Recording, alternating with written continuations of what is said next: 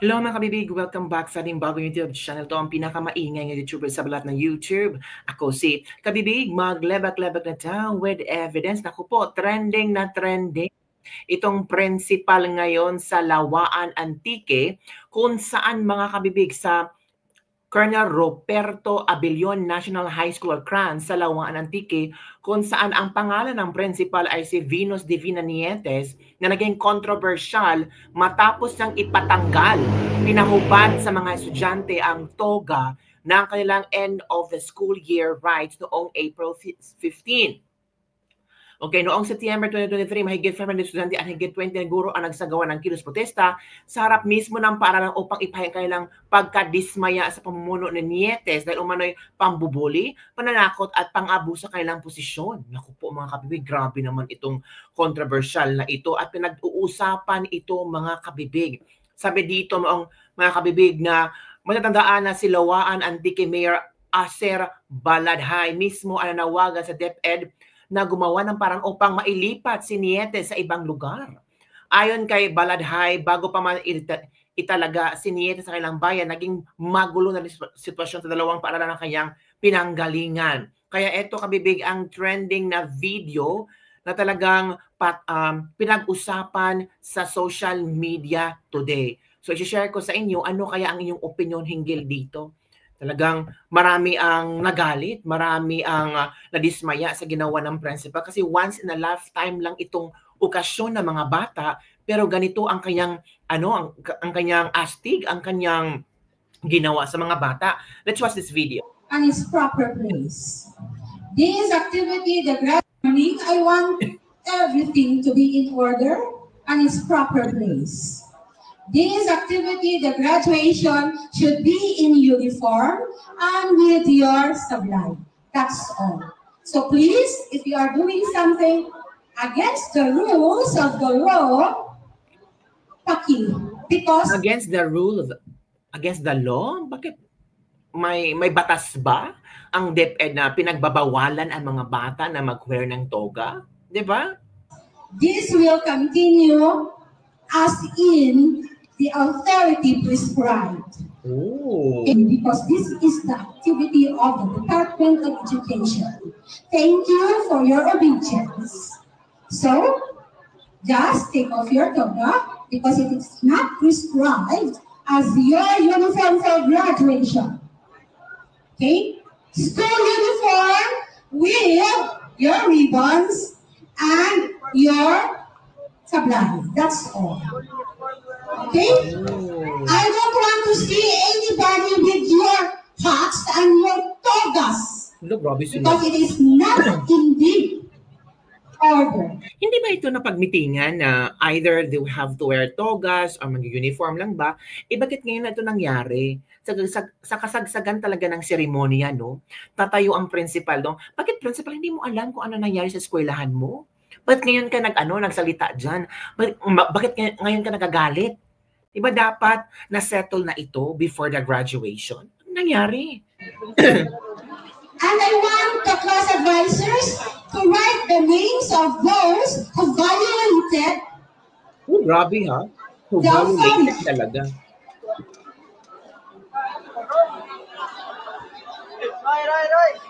The parents are ang patukan? No! Grabe si ate. Bakit ka pumalaki? May teacher.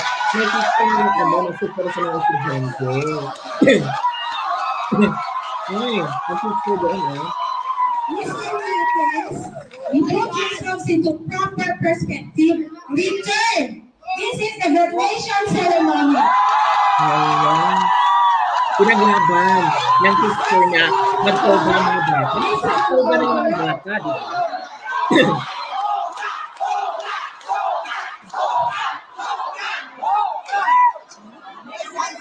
Ano tinuturo ang teacher?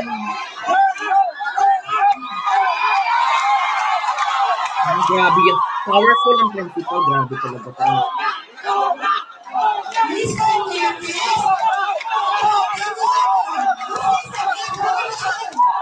I want to put it in proper perspective. Anong proper perspective? Okay? Madam na badam siya. I don't want our learners to be pastos. See that? I admire those learners who follow the rule. Put yourselves in proper perspective. Proper perspective. In my entire career, Proper perspective, madam. it's clear and simple. Defiance. You have no right to say so. Ooh. And you have no right to destroy the graduation today. Sino ba nag-destroy ng graduation? Di ba ikaw?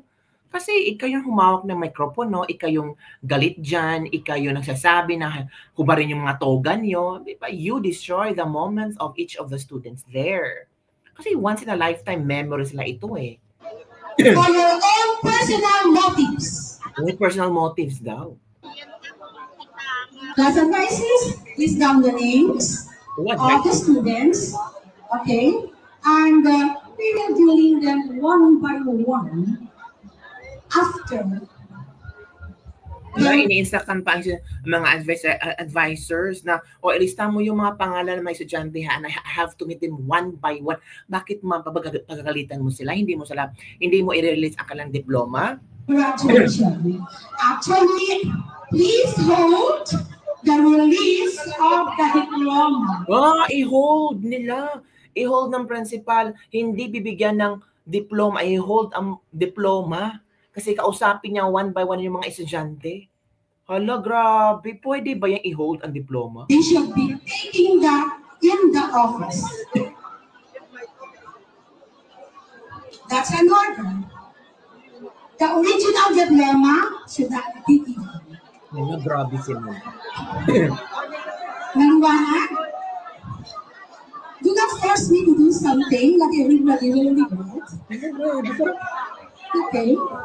So, Diktador si take madam. off the diploma that I signed in the diploma jacket because they will be getting that in the office one by one. Oh, angal? Angal daw. Sino ka? Estudyante. What's the name? My son!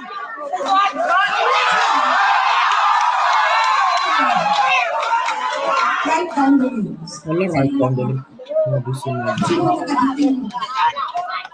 Ha? Okay. Pakita ko gusto.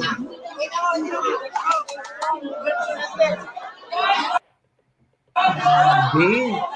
Class advisors, try, not try, but impose something sa inyong kabataan.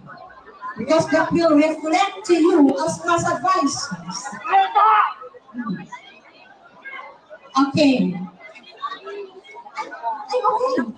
Next question. Hala, grabe yung principal na ito. As in, na-shock ako na ito yung estilo niya.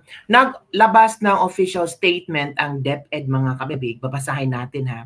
Ito yung official statement ng DepEd para sa issue na ito. Na ipinagbabawal ba ang mag-wear ng toga? Sabi ng DepEd, mga kabibig, April 17, 2025, the Department of Education, DepEd, acknowledges the reported incident involving a school head and graduating senior high school students in the province of Antique, wherein wearing togas during the graduation ceremony became a point of contention. The department deeply regrets that this occasion, which should have been a moment of pride and celebration, became a source of distress for the learners and their families. For clarification, DepEd policy does not prohibit the wearing of togas. Pwede palang mag-wear ng togas. There is no prohibition under the DepEd Memorandum Number 27S 2025 and under DepEd Order Number 009S Series of 2023. The prescribed attire for graduation and moving up ceremonies includes casual or formal wear, or the school uniform. Toga or sablay may be worn as optional supplementary garment. So pwede palang mag-wear sila ng toga. These guidelines were adopted to encourage simplicity, promote inclusivity, and ease the financial burden of the families. However, such Policies must be interpreted and implemented with discernment and never result in any learner's exclusion, embarrassment, or marginalization. So na-embarrass na yung mga bata doon eh. Kasi ginawa ng principal. Sa principal talaga yung principal na yan, di ba? Given the incident, the Department of Education has initiated the appropriate investigation processes to verify facts and determine accountability if warranted.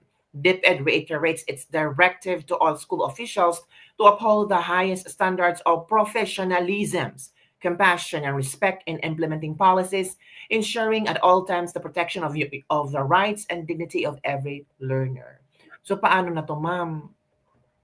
Nag-release ng statement ang DepEd na optional pa yan. Pwede pa lang sila mag-wear ng toga. Pero ikaw, sabi mo na nasa law, you are, tawag dito, kayo, yung law, yung policies ng DepEd, mga ganun sinasabi niya. Paano na yan? Gintong, nako, kailangan, nako po, nakakatakot naman to si Madam Principal. Baka kung ano ang kanyang haharaping, nako, pamamahiya naman ang ginawa nito. Diba? So ano ang iyong komento tungkol ito, mga kapibig? Na talagang trending na trending si Madam Principal ngayon at maraming sasabi na magkakaso daw yung ibang parents sa kahihiyan na ginawa ng isang principal, mga kabibig. Oo. DepEd orders principal to explain graduation day commotion over attire. Ang DepEd, anak ko, wala na yan. Paano na yan? Paano lulusutan ng principal na ito, mga kabibig? Nako, ito pala yung principal, mga kabibig. Ito, i-share ko ang pagmumukha. Ay, wag na lang mga kabibig. Kasi training si principal.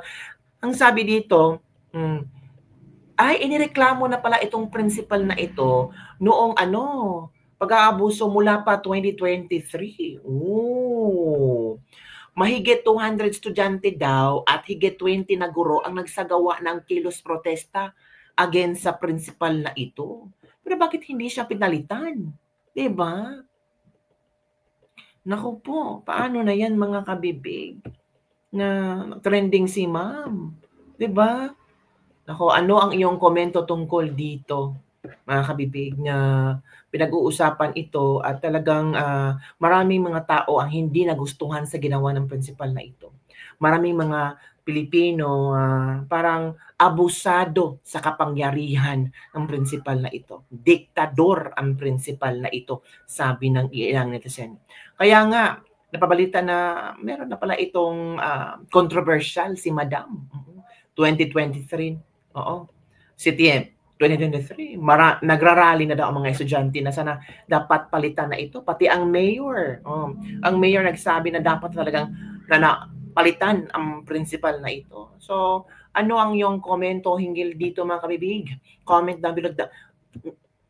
Okay lang ba ang ginawa ng principal during the graduation ceremony? Tumayo siya doon at nagdakdak kasi daw nilabag nila ang law, ang procedure ng graduation rights, na dapat daw naka-uniform lang yung mga bata, na dapat daw follow tayo ng rule and law, pero mali-mali naman sinabi ng principal kasi sabi ng DepEd, optional, pwedeng magtoga, di ba? Optional supplementary garment ang toga at sablay. At hindi does not prohibit the wearing of togas. So sabi ng DepEd na hindi. Okay lang magtoga sila. Sino ba nagsabi na pinagbawalan sila magtoga? Pero sabi ni Madam, bawal magtoga. Paano yan? Diba? Mas lalong lumala ang sitwasyon ng mga kabibig. Ano sa palagay yung kabibig? Tama ba ang ginawa ng principal na pinagbawalan niyang... Tapos sinabi pa niya na, huwag yung i-release ang diploma, i-hold nyo ang diploma. Isahin kong kausapin ang mga estudyante niyan. Bakit, ma'am? Pagagalitan mo yung mga estudyante, ayaw mong i-release ang diploma.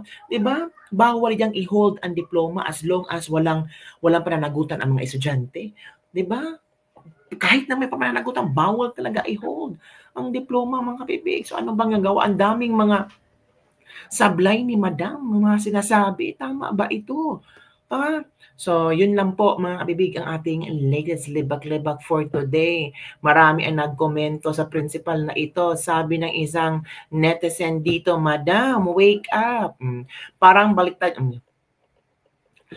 Parang baliktad yung balita. Base sa panood ko na video, napagmitingan or napagkasunduan daw ng mga parents at teachers na toga ang susuotin sa graduation. Kaya sa video, karamihan nakatoga. Naghihimutok yung mga students kasi nga nakatoga sila. Then, suddenly, biglang babaguhin na uniform daw. Kaya nagagalit yung mga estudyante at ibang parents kasi nga naman, gumastos pa sila para sa toga, tapos biglang ganon. Masayang araw sa naman estudyante, yan di pinagbigyan. For your information, lahat yan sila nakatoga na anong iilan pinagsasabi nyo. Tsaka ba't kasi naka-blurred? Ayun yan sinabi pa.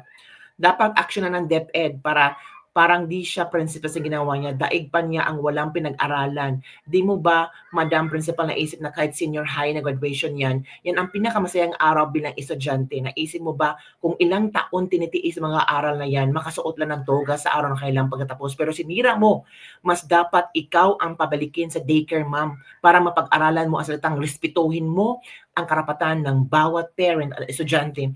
Sana hinintay mo na lang mayapos ang seremonya, grabe ka, napaka-unprofessional mo. Yun mga kabibig.